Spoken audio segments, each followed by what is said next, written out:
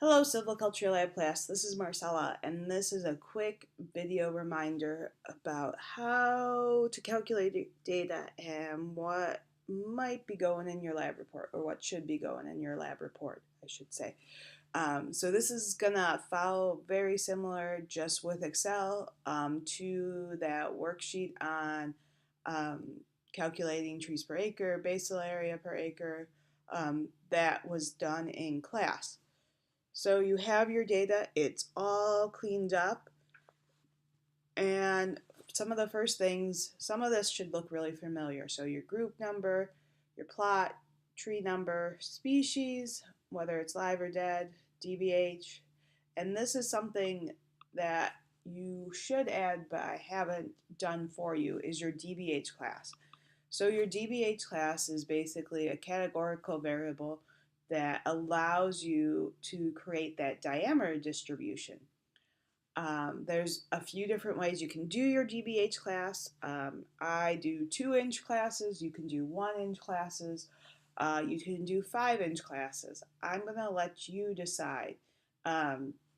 Just be consistent in how you do that. So that's a variable you need to create. So basal area per tree, and this is something that I got wrong on that previous Excel file that in future years, if you're listening to this video, hopefully is corrected. So trees, basal area per tree, 0.005454 times dBH squared. Oh, yes. Ah, that's not right. Oh, 0.00. There we go. That looks a little better. Good test to see what is reasonable and what is not reasonable.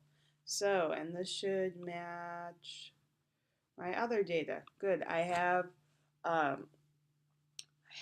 a sheet where I've done the calculation, so that way I can check when I'm creating this video to make sure I'm giving you the right information. So basal area per tree, 0.05454 times dBH squared. We used a 1/20th acre plot, so we used a fixed radius plot in this example. So our fixed radius plot was 1/20th, our expansion factor is 20, and that allows us that each tree per acre is 20 trees. So if we did a prism plot, we would have to do the calculations to calculate trees per acre. The basal area per acre would be really easy, but our trees per acre calculation would involve more. And now to calculate basal area per acre, we use our expansion factor, or our trees per acre, times our basal area per tree to get our basal area per acre. That is some of the basic measurements that you are producing. So based on this, now you can use that really great tool of a pivot table to summarize your data. So with a pivot tool, we can put it in a new worksheet, and just, again, we can have things like our group number, and there are some great group names, so we only have one group in this example. Our plot number, so we'll just put our plot here. We can put our species, and then we can put our factor of interest. Say we want to understand basal area per acre, and this is giving us a count. So again, we would want the sum of our basal area per acre, not our average. So this is really evident when we do trees per acre. So we definitely always, so trees per acre, right? We had 8 trees. So if we had 8 red pine trees and we used a 20th acre plot, what should our trees per acre be? And this is a really good kind of, so it always comes with count. So this is a really good way to remember that if we put our average is going to say 20. Does that make sense? So if it's 20, that means we only had 1 tree per acre in our pine stand or in the hardwood stand. That doesn't make sense. So what you need to do is make sure you put the sum. That gives you your data. That gives you your data by plot. A really nice thing then we can do is kind of take this information out, put it right next to it, and then we can get some averages and standard deviations. So average, again, this is using some of those skills that you tested on in the first worksheet or in the first Excel assignment. So on average, we have 170 trees per acre of red pine, 100 trees per acre of white pine, and a total of 270. Our standard deviation, STDV, gives us information on the standard deviation, and this allows us to create a nice figure. So to create that figure, we can just go into Insert Charts, do a nice column. Oh, we probably don't. Do a nice column. Great, we have our first figure. So this is your average trees per acre by species. So some things that we need to kind of work on here. I deleted a lot of stuff, and some of this is just my personal preference, but things that have to happen. You need to label your axes. So go and find chart format and make sure these axes have some kind of title. So they need a title. So what is it? Trees per acre. So that gives us our information on what it is and also what unit it is in. So if it's basal area per acre, you need basal area per acre and the units, square feet per acre. So you need both some kind of identifier of what it is and also what the units are. We need to then figure out what are these. So we can format that axes and, oops, that's not what we want. We can select our data and make sure that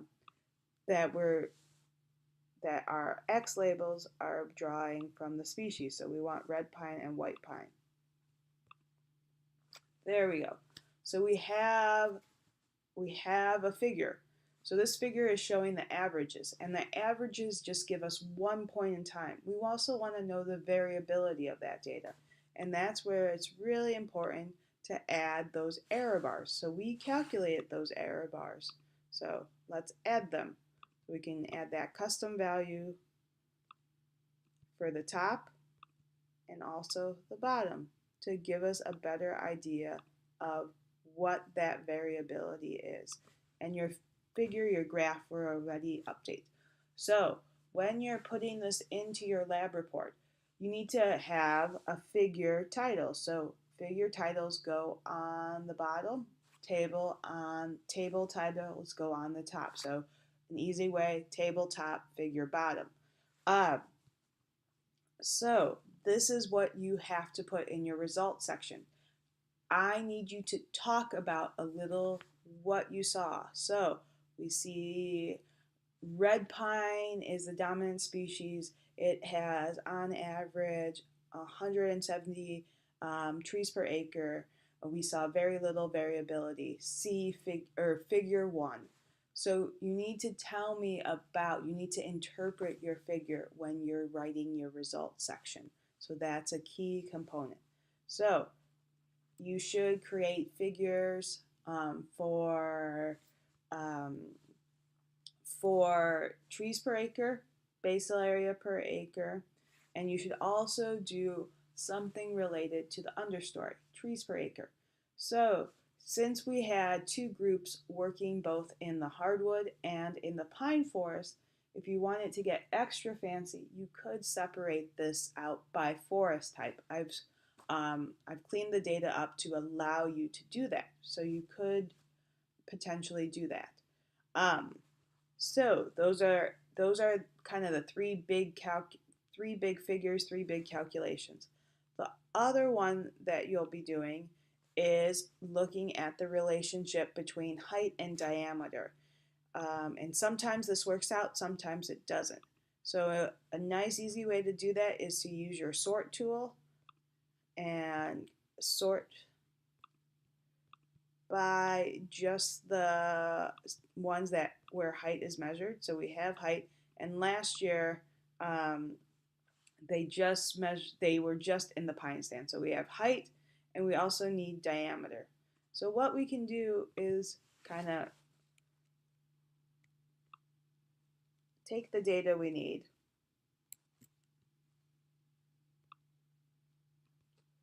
and move it over. So we've got our DBH and we've got our height. And what we're looking for is to see if there is a linear relationship. So we're going to create a regression. So we want to put a scatter plot in. So we have height versus diameter. This is not a great example. What you're hoping for is kind of this nice linear relationship, but that's okay. So we have this figure. Now we want to put the actual regression in. So again, we got to go to our chart layout. We can add a trend line and a linear trend line. And what I also would like you to do is to have that information about display the equation on the chart and display the r squared value. So the equation is if we wanted to predict these other heights that we didn't measure, we can use this equation. We probably wouldn't want to do that because only about 8% of our variation is explained based on our linear regression. So not a great fit. So r squared of 0.07. So not what I was hoping for from last year. So we'll see if your data comes out better. But again, before we go from this, we should put information. So diameter, or DBH, is down here, and it was measured in inches. So again, what it is and the units of measurement. And then our vertical axis is height, and that was measured in feet. And I think what probably is driving some of what we're seeing is there's a few, these heights are a little high from last year. So anyways, that's a kind of quick introduction to the data that you should kind of be working on. I do want to look at your spreadsheet. So check the Moodle page for when that's due. And before you start writing at least the method section, make sure I check off your data to make sure you've calculated things correctly, because that will make your life a little easier and hopefully mine a little easier when you turn stuff in. Thanks for watching. Let me know if you have any questions.